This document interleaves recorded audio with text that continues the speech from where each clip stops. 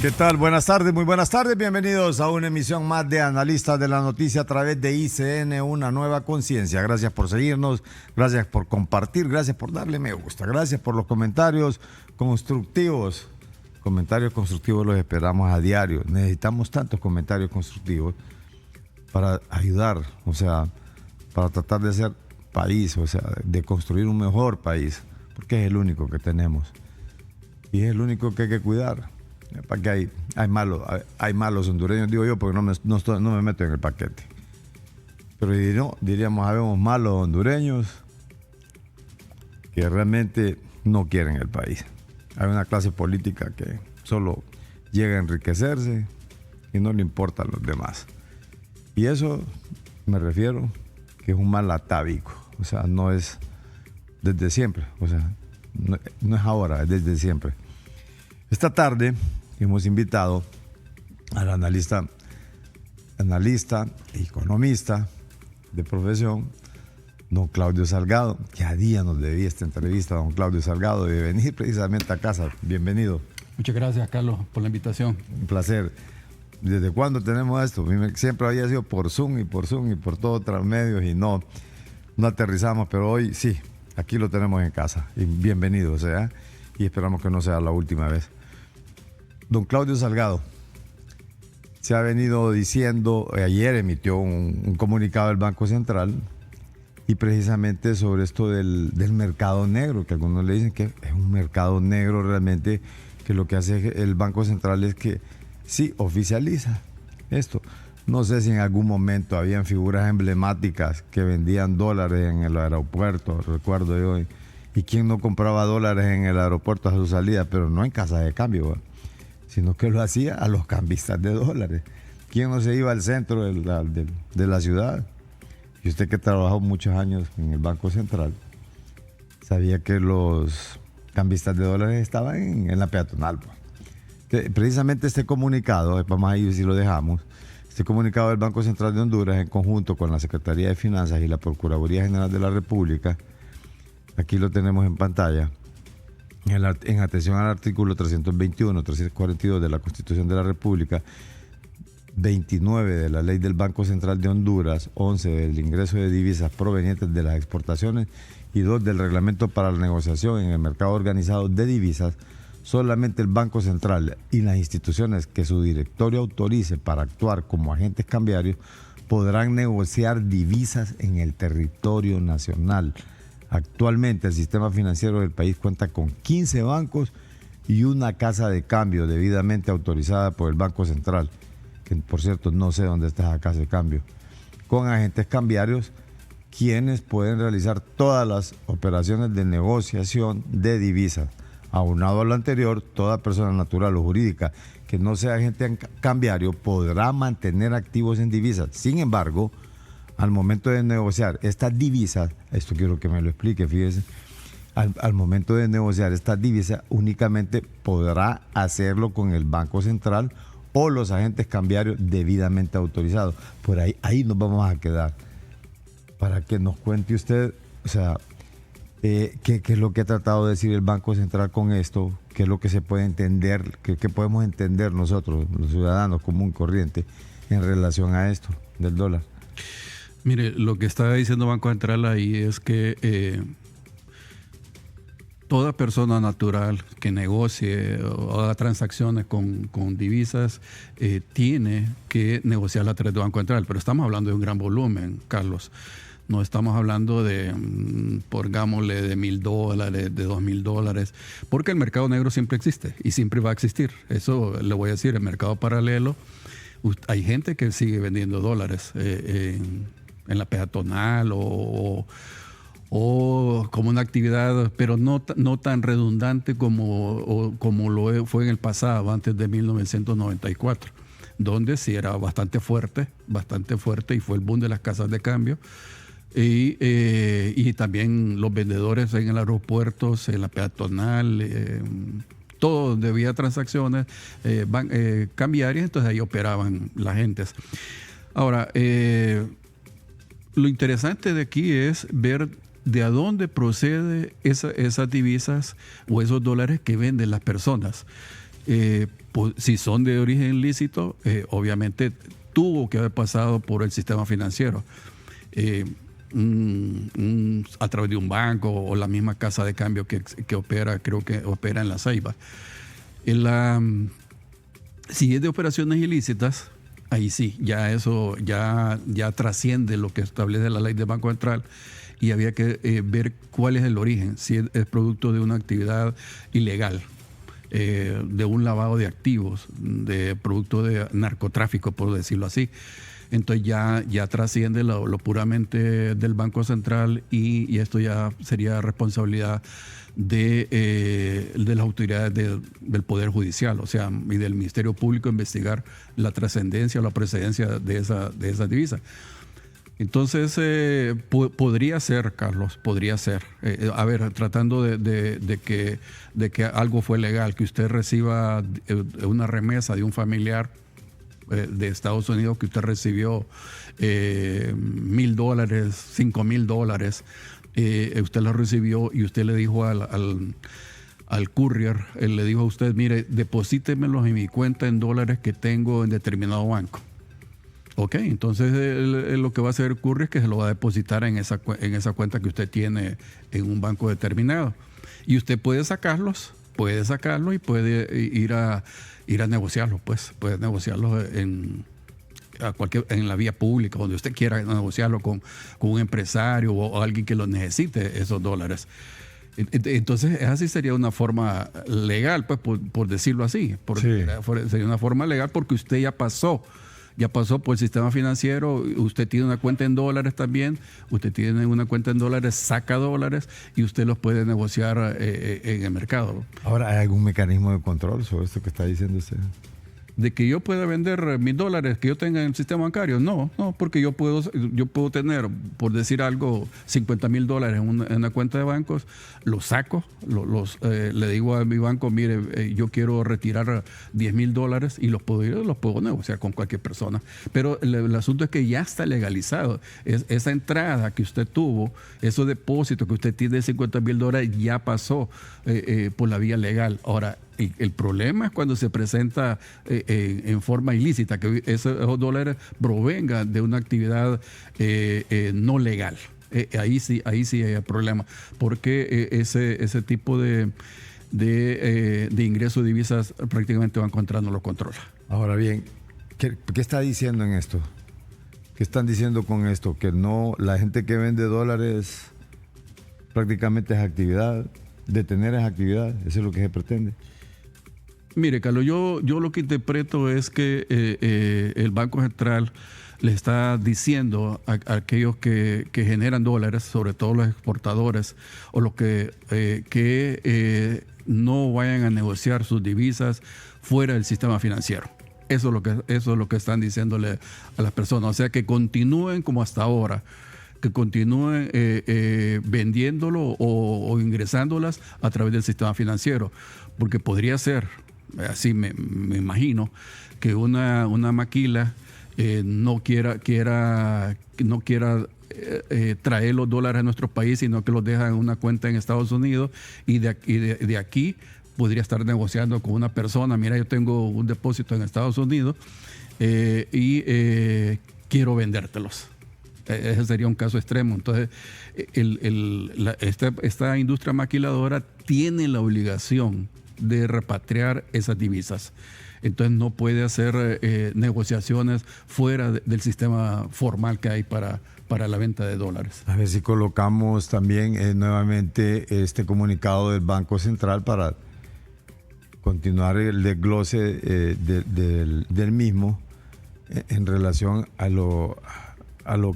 finalmente al mensaje que trata de dar, porque no sabemos si realmente qué pasa con esto de los fondos, qué pasa con eso de la escasez de dólares que se dijo en algún momento. A ver si adelantamos, a ver si subimos un poco para ver dónde nos quedamos, compañeros.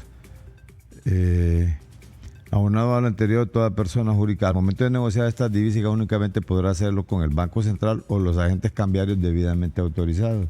Correcto. A eso se refiere, ¿no? Sí. El incumplimiento de lo antes dispuesto será sancionado con una multa administrativa de hasta 10 veces el monto de la transacción.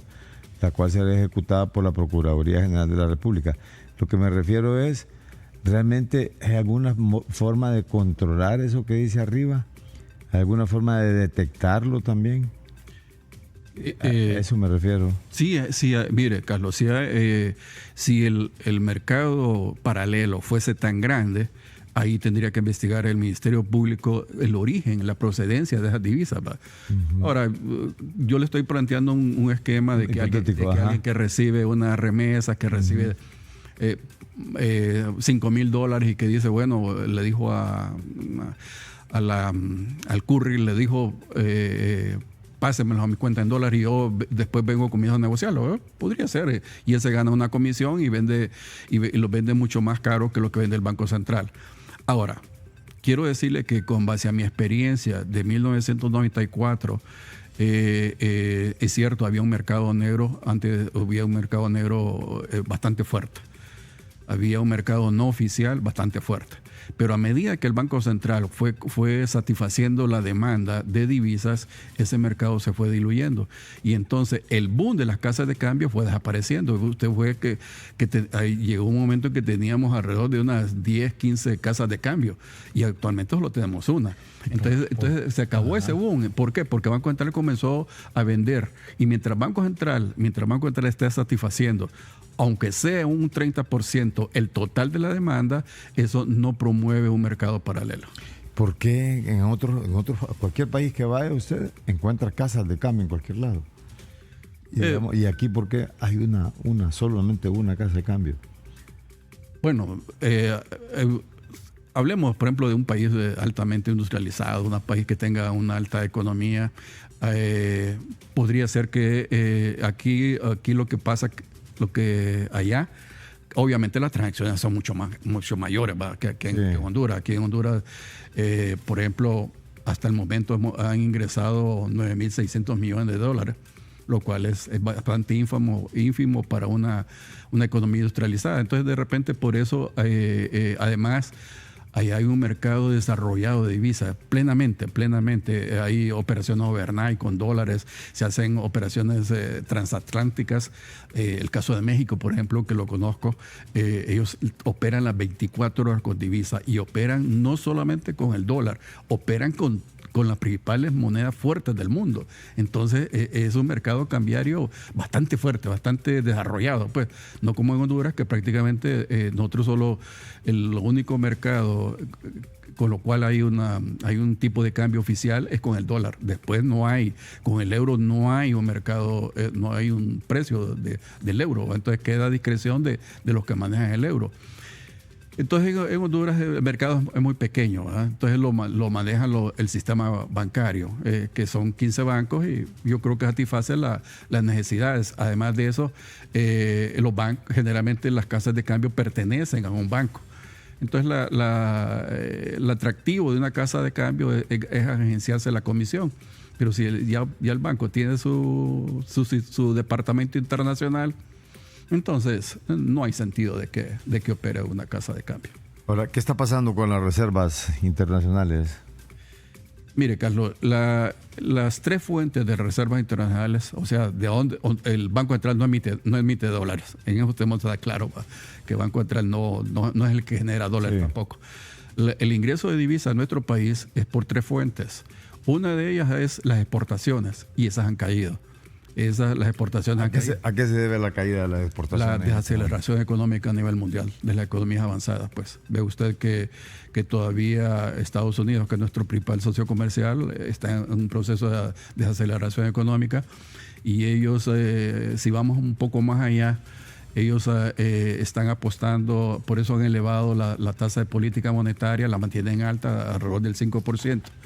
Lo cual es bastante alta para una economía como Estados Unidos, porque entonces, ¿qué es lo que hace cuando elevan la tasa de política monetaria? Eso lo que dicen es, estamos como una desaceleración económica, y eso impide mayor inversión, porque resulta sumamente caro si usted quiere invertir.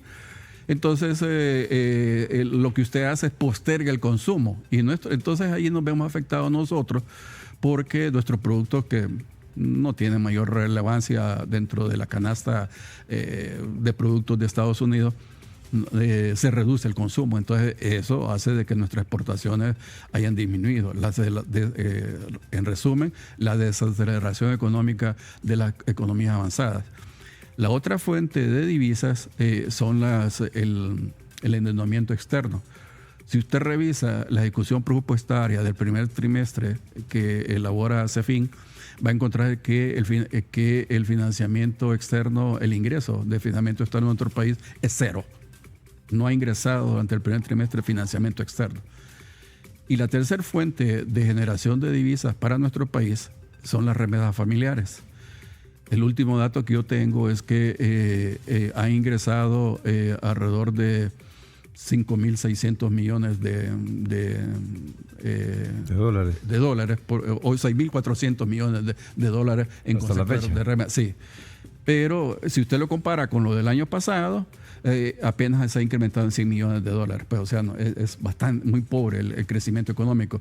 Prácticamente podríamos decir que tenemos el mismo monto de ingresos del año pasado. Entonces, no. ¿Usted cree que, de acuerdo a la proyección que está sacando, pudiese llegar a lo mismo que el año pasado? Sí, definitivamente. Podríamos llegar a los 9.800 millones de dólares, es lo que podríamos tener en concepto de remesas familiares. Entonces significa de que las tres fuentes de ingresos de dólares en nuestro país se han disminuido.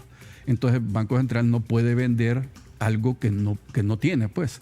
Que no tiene. Entonces, por eso yo creo que, además de otras razones, ha restringido la venta de divisas. Y eso yo sé que es un clamor popular. Pero el Banco Central, entiendo yo, que ha justificado de que las restricciones que le ha impuesto es porque se ha detectado que muchos dólares se están utilizando para especular. Por ejemplo, si usted revisa la encuesta que hizo el COEP sobre los problemas con el acceso a divisas, que creo que lo publicó ahora en junio, y cuando le preguntan a la gente, ¿por qué usted demanda más divisas? Mire, estamos de acuerdo que el 50% respondió porque los bienes y servicios que yo traigo a nuestro país se han encarecido, lo cual es aceptable. Pero el otro 50% usted lo divide en que, en primer lugar, quiero invertir en el exterior. Quiero invertir en el exterior. Quiero reenviar los dividendos que obtengo. Y otras personas dijeron que no sabían por qué ellos habían incrementado la demanda de divisa, ¿va? Entonces significa que hay un 50% que hay especulación, que quieren especular, que gente quiere, que tiene como un elemento precautorio, pero me parece a mí que sin fundamento de lo que podría ocurrir en un futuro. Quieren acumular dólares para prevenir supuestamente lo que puede ocurrir en el futuro, pero vemos otros que ha transcurrido ya casi 2 años de haberse implementado la subasta y el tipo de cambio ahí se mantiene. El Banco Central sigue satisfaciendo los dólares, sabemos que a un 30% en promedio, pero sigue satisfaciendo la demanda. Entonces no hay justificación para especular. Pues incluso el Banco Central encontró que había unos demandantes que querían pagar facturas de diciembre de 2024, incluso del 2025. Entonces, ¿por qué se quieren anticipar? ¿Por qué? ¿Cuál es el motivo? ¿Será porque creen que aquí se podrá convertir en algo como Argentina? Pero yo creo que el Banco Central, de mi modo de verse, independientemente de mi relación laboral que tuve, creo que Banco Central está actuando muy responsablemente. Si no, se le puede ir de las manos. ¿Usted responsabiliza que a esos sectores que están especulando con la divisa realmente? O sea, que no hay responsabilidad en cuanto a el hecho de que se ha sacado tanto dinero de esas reservas internacionales. Mire, reitero, Carlos, que en primer lugar que han disminuido el ingreso de divisas, ¿ok? Sí. Lo segundo, que sí ha habido especulación, sí hubo especulación de parte de personas naturales y jurídicas. Y tercero, yo creo que debo decirlo que hasta abril del 2022, del 2023, mejor dicho, estaba manejado por un sistema interbancario de divisas. Y ahí prácticamente lo que hacían los bancos, algunos bancos, los bancos que captan más divisas, son 4, que captan más divisas, prácticamente tenían como una concentración a quien se las vendían. Entonces se fue formando una represa de toda aquella gente que no le podían satisfacer, ¿va? Porque ellos prácticamente, estos bancos receptores, mayores receptores de divisas, solo satisfacían la demanda de sus clientes. Y entonces aquel que demandaba menos de $10,000 o un poco más, o que no es un cliente habitual de estos bancos, entonces no le vendían. Entonces se formó. Pero el problema todavía existe. Claro, yo sé, pero por eso digo, Carlos, que el ingreso de divisas ha disminuido. Pues no, sí, yo esperaría que si las remesas familiares estuvieran creciendo a un 20%, igual que años anteriores, bueno, entonces yo creo que ahí sí el Banco Central tendría más divisas como para poderlas subastar. ¿Y dónde quedan estos elementos de la inversión extranjera para captar divisas? A ver si interpreto bien su pregunta. O sea, el elemento de los inversores, o sea, los inversionistas que vienen al país, que vienen a invertir, a generar empleo y todo. Esto traen traen su capital, ¿no? Mire, Carlos, el problema es que la inversión extranjera el año pasado reportó alrededor de $1,000 millones, pero son reinversión de utilidades. No es nueva inversión. Es una reinversión de capital. Sí, de lo que ellos ganan, lo reinvierten en nuestro país. Entonces ahí es cuando uno liga este tema con las exoneraciones fiscales. Porque si el gobierno deja de percibir alrededor de $2,000 millones por exoneraciones fiscales con el fin de incentivar el empleo y mayor inversión, entonces uno dice, el gobierno deja de percibir $2,000 millones y solo está recibiendo a cambio $1,000 millones. Entonces significa que algo está actuando mal. Y ahí es donde entra la revisión y la petición del gobierno en intervenir y en revisar esas exoneraciones. Definitivamente, así es. Porque habría que... Para detectar el por qué solamente se está captando una cantidad menor. Claro. A la que debería de captarse. Claro. Carlos, mire, ve. Yo le quiero decir de que estos regímenes comenzaron a operar paulatinamente desde 1976. Y desde ese año hay 0 auditorías a las empresas exoneradas. Entonces significa de que nadie ha verificado si estas empresas exoneradas están cumpliendo con los 2 principales objetivos para los cuales fueron otorgadas.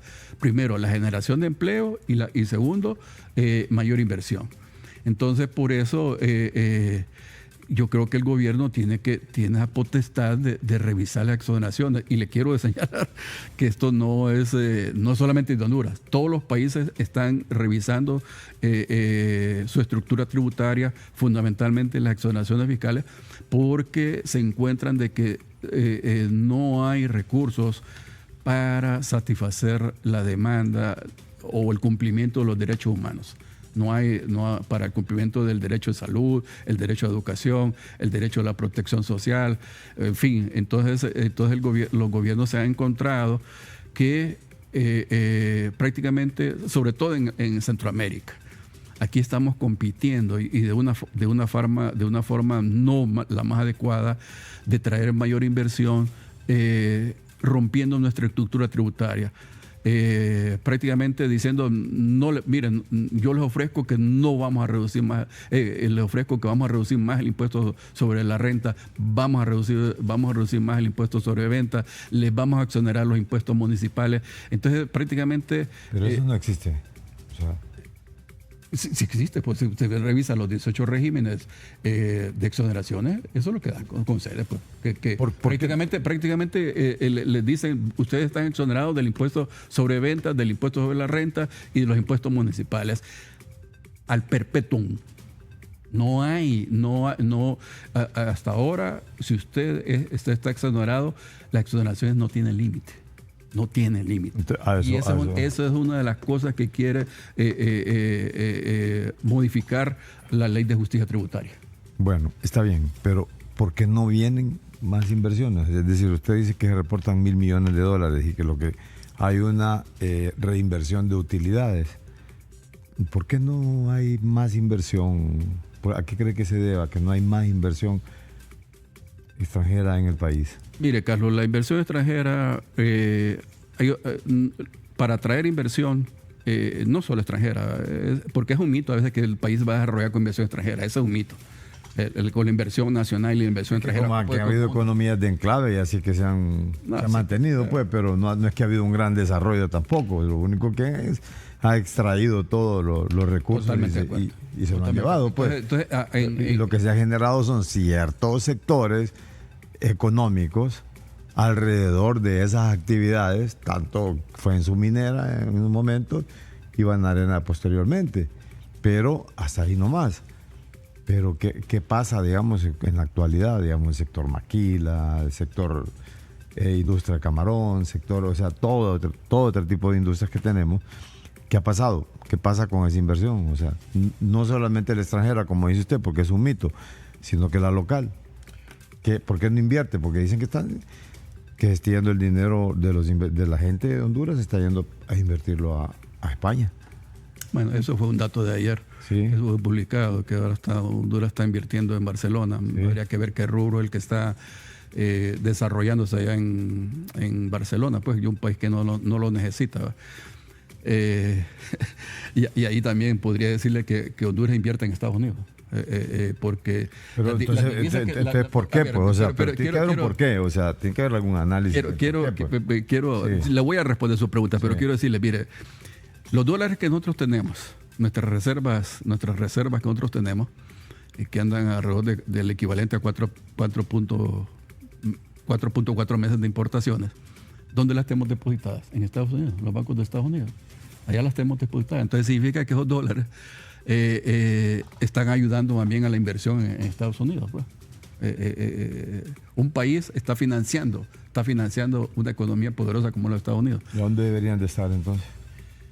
Pues fíjense que esa es la gran pregunta, ¿de dónde deberíamos estar depositados los dólares? Si nosotros deberíamos de salir de la égida de Estados Unidos y buscar otros mercados, ¿dónde invertir esas divisas? ¿Va? ¿Por qué nos han obligado nosotros a Latinoamérica que el patrón acá, el patrón es el dólar? Es el área del dólar acá. Prácticamente no nos permiten invertir en otras monedas que no fuera el dólar. Lo otro con lo que usted preguntaba, Carlos, de por qué no viene la inversión, los incentivos fiscales o los subsidios tributarios, como yo les llamo, que son las exoneraciones fiscales, es uno de los elementos para atraer inversión, pero no es el fundamental. No es el fundamental. Para que usted traiga inversión, tiene que haber un Estado de Derecho. Eso tiene que haber un Estado. Y durante los últimos 12 años no lo hubo en nuestro país. ¿Y ahorita lo hay? Pues yo pienso que ¿hay seguridad jurídica en estos momentos? Yo pienso que se va encaminando por ahí. Yo creo que sí, porque no hay la elección, por ejemplo, la elección de la Corte Suprema de Justicia, que si no... si bien es cierto, todavía hubo destellos ahí de que los partidos son los que seleccionan y ponen sus peones ahí, pero al menos no hubo compra de votos. Por lo menos pero estas expropiaciones que se dieron allá en Islas de la Bahía de una compañía generadora de energía, como que no dejó tan buen sabor. Mire, Carlos, yo no le diría que fue una expropiación. Más bien yo creo que ahí el Estado recuperó un bien público, porque aquí hay muchos empresarios que prácticamente se vuelven como un monopolio y incrementan las tarifas por encima del estándar centroamericano, por decirlo algo. Entonces venden la energía sumamente cara y sin mayores inversiones. Entonces, por eso, cuando se estableció que el servicio de energía eléctrica es un bien público, un derecho humano, entonces yo creo que apelando a eso fue que intervino la ENE, pero no es una en ninguna forma es una yo no lo consideraría que es una expropiación. Pero un mal mensaje que deja, ¿o no? Se le va a reconocer, yo creo que tengo entendido, Carlos, que se le van a reconocer los derechos a esta empresa, se le van a reconocer los derechos, pero el Estado toma ese servicio bajo el principio del bien público. ¿Cómo se estuvo, digamos, no sé si usted estudia esta parte comparativa, es decir, de los 12 años de la narcodictadura, la inversión extranjera, a los 2 años y pico que lleva el actual gobierno de la presidenta Castro? Mire, durante los 12 años de la dictadura, fundamentalmente en los últimos 4 años, la inversión extranjera fue disminuyendo. Y llegamos a tener 300 millones, 400 millones de inversión extranjera. Eso es lo que tuvimos, de reinversión de utilidades. En estos últimos 2 años, la inversión extranjera se ha ido incrementando.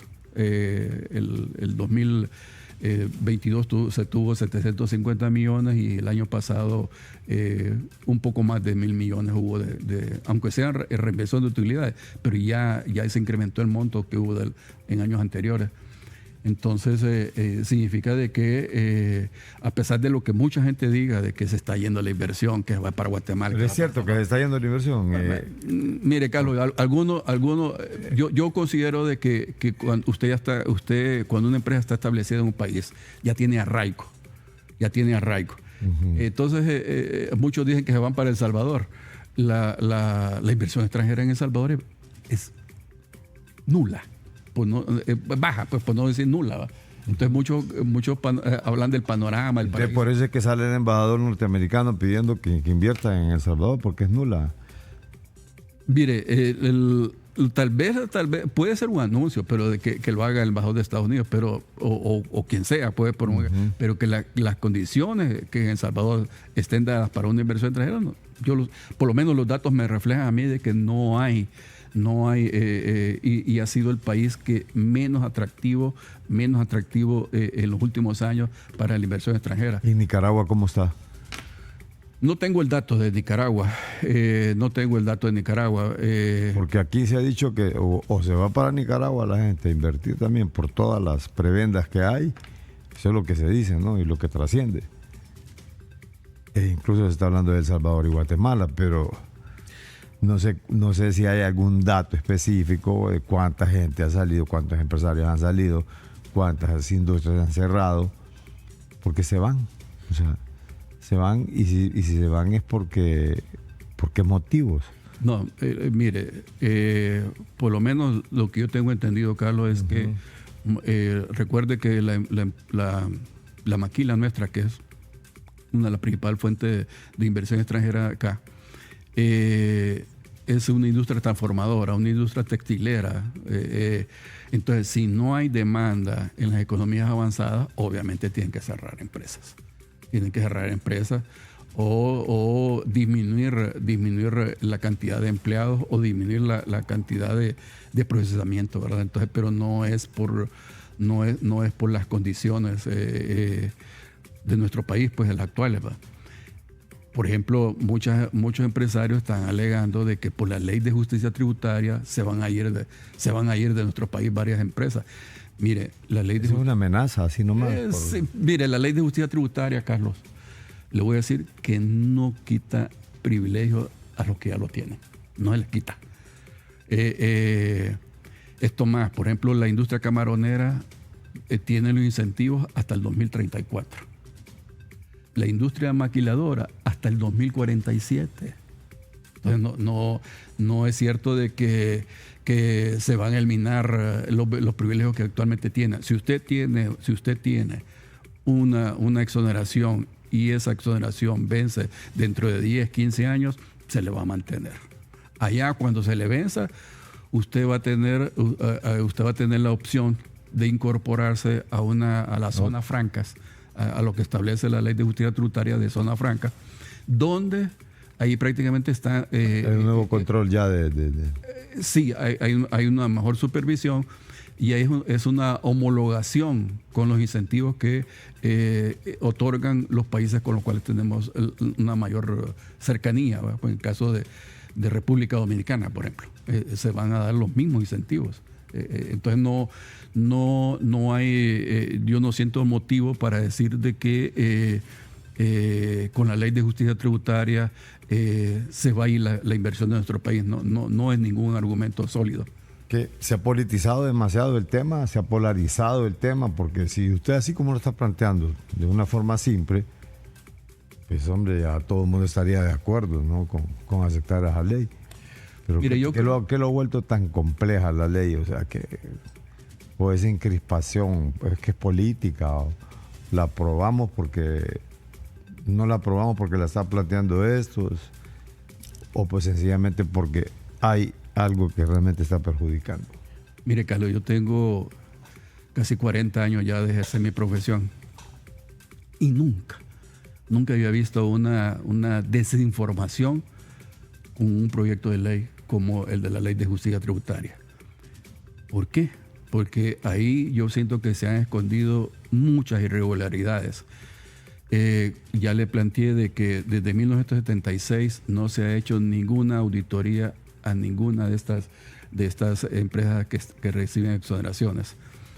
Y además de eso, Honduras se va a acoger a los estándares mínimos de la tributación internacional. Por ejemplo, se habla de que se va a romper el secreto bancario. Mire, ayer hubo un congreso tributario del COEP y me gustó lo que un conferencista, ratificaron dos conferencistas, un mexicano, Armando Lara, y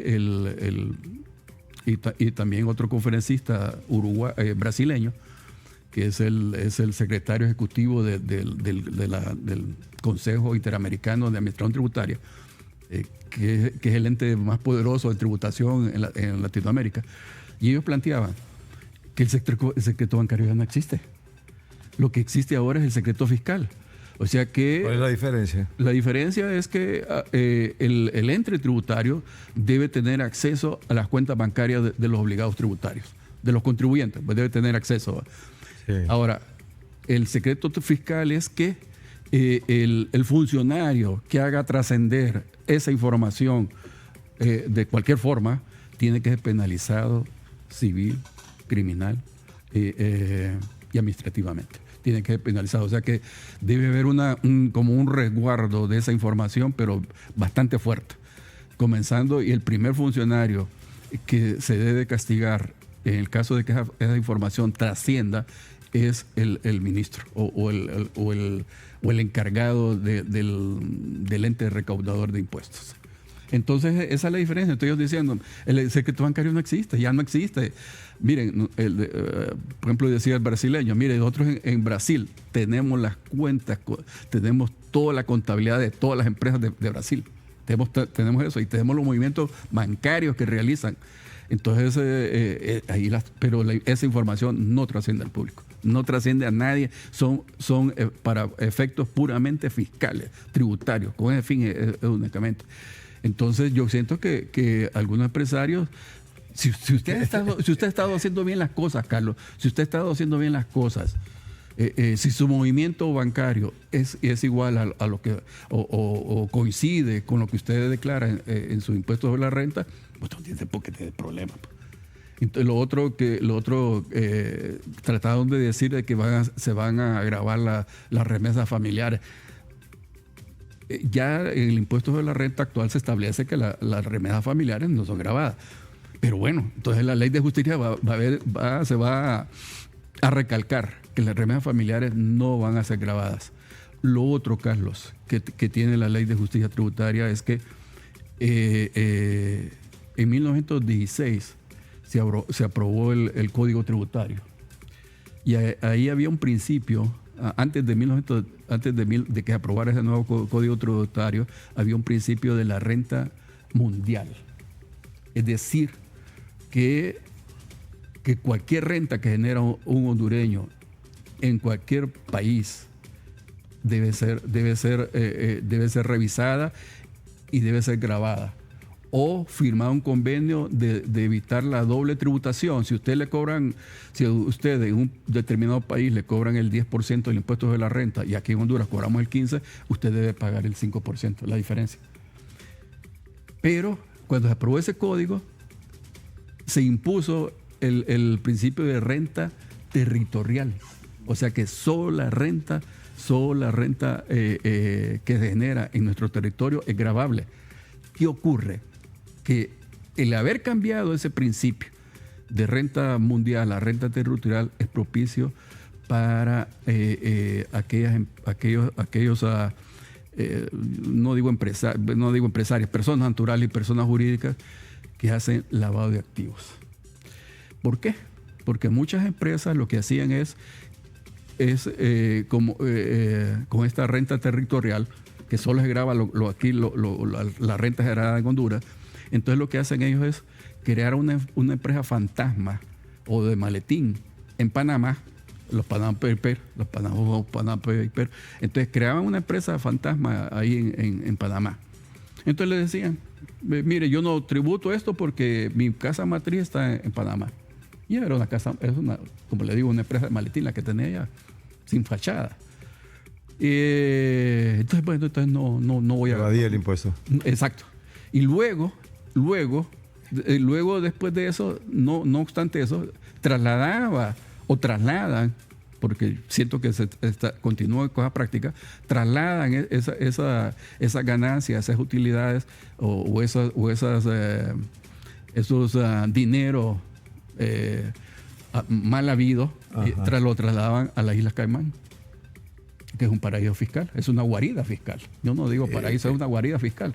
Y después de la Isla del Caimán, lo hacían una transferencia a Honduras, y entonces ya venía limpio. Ya venía limpio, y entonces le decían al SAR, mire, esta renta yo la traje de Caimán y no es generada en Honduras. Entonces, por lo tanto, no pago impuestos.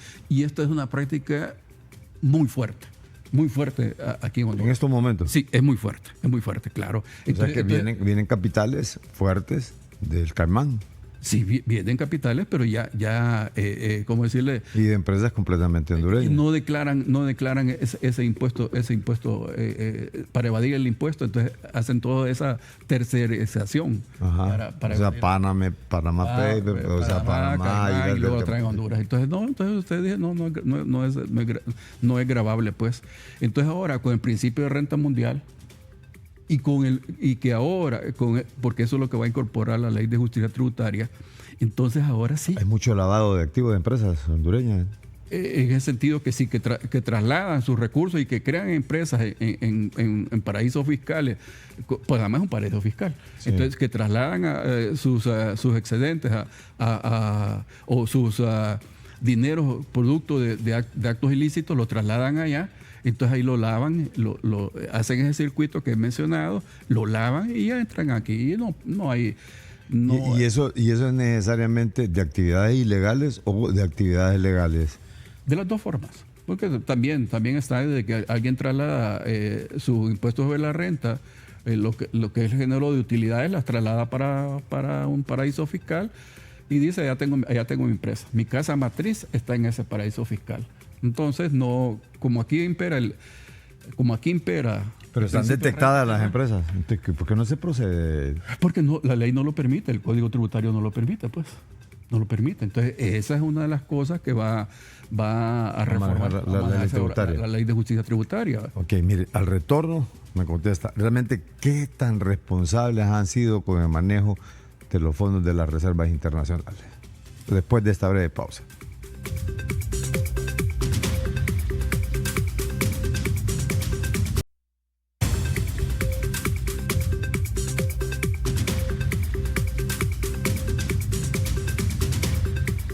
Esta tarde con el economista Claudio Salgado. Bueno, la pregunta que quedó en el tintero.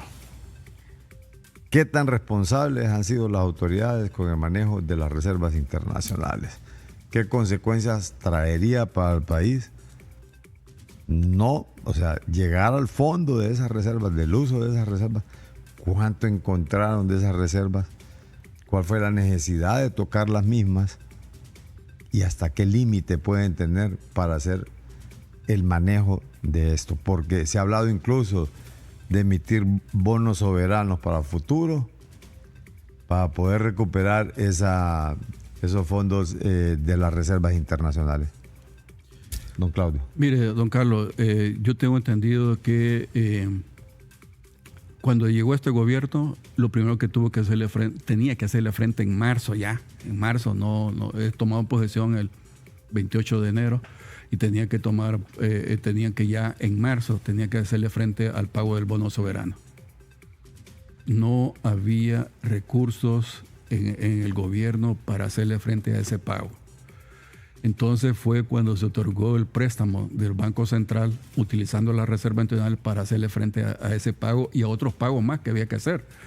Si no, Honduras hubiera caído en default, en moratoria, y eso hubiera sido eso hubiera repercutido internacionalmente muy fuerte en los mercados internacionales, pues que Honduras no hacía frente a sus compromisos.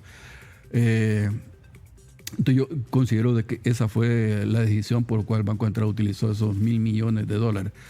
Espero de que no se vuelva a repetir. Yo creo que esa situación fue muy especial y espero que no se vuelva a repetir. En cuanto a otros usos de las divisas, pienso que el Banco Central hasta ahora mantiene un promedio del equivalente a 4 meses de importaciones, cuando el estándar internacional establece de que un país debe tener el equivalente a 3.5 meses de importaciones. O sea que estamos dentro del límite todavía. Dentro del límite tenemos más de un mes de importaciones, con lo cual se puede manejar todavía. Además de eso... ¿Pero será necesario llegar hasta ahí?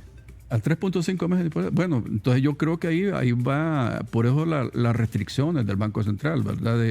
De que usted debe justificar debidamente para qué va a ocupar esas divisas que usted está solicitando en la subasta, ¿va? Entonces, por eso igualmente, cuando usted tiene... Pero dicen que hay un punto, en este momento es un punto preciso, porque la gente está preparándose para adquirir compras para Navidad o para pagar muchas cosas. Bueno, se prevé, obviamente, se prevé de que en esta época hay un ciclo de ingresos producto del café. Las remesas familiares van a seguir entrando. Entonces yo creo que tal vez no en el mismo, como le he señalado, no en el mismo porcentaje de años anteriores, pues van a seguir entrando. Y yo creo que también el endeudamiento externo va también a incrementarse. Entonces yo sugiero que esas tres fuentes van a hacer de que haya un poco más de disponibilidad de divisas. Yo creo que se va a satisfacer esa demanda, porque sí, eso ya se tiene como un ciclo repetitivo, anual, y eso a medida que va transcurriendo el año se va agenciando más dólares, y entonces con eso se satisface esa demanda. Entonces yo espero... ¿No ve peligro usted en esto? ¿Ah? ¿No ve peligro así? No quiero entrar a una especulación, no quiero ser yo generar pánico en la población. No tratamos de eso, sino que usted, como estudioso de la materia y experto en economía, sí puede, y de acuerdo a el conocimiento que tiene, sí puede predecir, o por lo menos puede, no en el campo de la especulación, pero sí puede decir, hacer proyecciones, ¿no? Sí, yo considero que se va a satisfacer la demanda, que va para los inventarios de diciembre. Yo creo que sí va. ¿Y se va a ser necesario emitir bonos soberanos para esto? Habría que ver las condiciones. El bono soberano, ¿con qué objetivo? Si es para acumulación de reservas, para recaudar no. ¿Y cómo recauda, cómo recupera todos esos fondos que se han ido gastando de las reservas internacionales? Por las tres fuentes que le digo, pero sí. Pero yo creo que el bono soberano sería una de las últimas opciones que yo buscaría. Yo creo que el mismo Fondo Monetario le puede apoyar transitoriamente sin recurrir a los mercados financieros internacionales, porque son muy onerosos, extremadamente onerosos. Entonces yo creo que le puede ayudar. El mismo Banco Centroamericano le puede ayudar también en forma transitoria, porque sabemos de que esto no es que estemos insolventes, sino que estamos ilíquidos, tal vez, que son dos términos distintos, ¿va? Entonces yo creo que sí se va a recuperar el ingreso de divisas, o si no hay alternativas, y no entrar a contratar bonos soberanos, como reitero, de que eso es sumamente oneroso, y los plazos porque los plazos son muy cortos y la tasa de interés es muy alta. O sea que sí ha habido un manejo responsable a su criterio de los fondos de reserva internacional. Yo digo que sí. Yo digo que sí, don Carlos, que ha debido un manejo responsable. Sabemos de lo que está tratando, el Banco Central de lo que está tratando. Sabemos de que no queremos entrar a lo que ocurrió antes de 1990, donde no había dólares ni para pagar la factura petrolera. Entonces yo considero de que en este momento sí Banco Central está actuando responsablemente. ¿Hacia dónde vamos en el campo económico? Porque se ha hecho proyecciones, ¿no?, de crecimiento. Bueno, la última... Dice que se hay que mantener por lo menos un 6 a 7% para llegar a niveles óptimos económicamente hablando. Pero ¿realmente se puede visualizar esto en el país o no? No. Honduras ha tenido un crecimiento potencial, diríamos, de un 3,5%. O sea, lo que ha mantenido a lo largo del tiempo es ese crecimiento, con excepción de un periodo allá del 2006, 2009, donde el crecimiento fue mucho mayor a eso, pero Honduras ha tenido un crecimiento de un 3 a un 4%. Ahora, si usted lo compara con lo que va a ocurrir con otros países de Centroamérica, Honduras no somos el peor en cuanto al crecimiento que se prevé para este año. Incluso ve usted que las declaraciones del jefe del hemisferio occidental del Fondo Monetario Internacional, él dice que Honduras está marchando mucho mejor de lo que ellos esperaban, pues.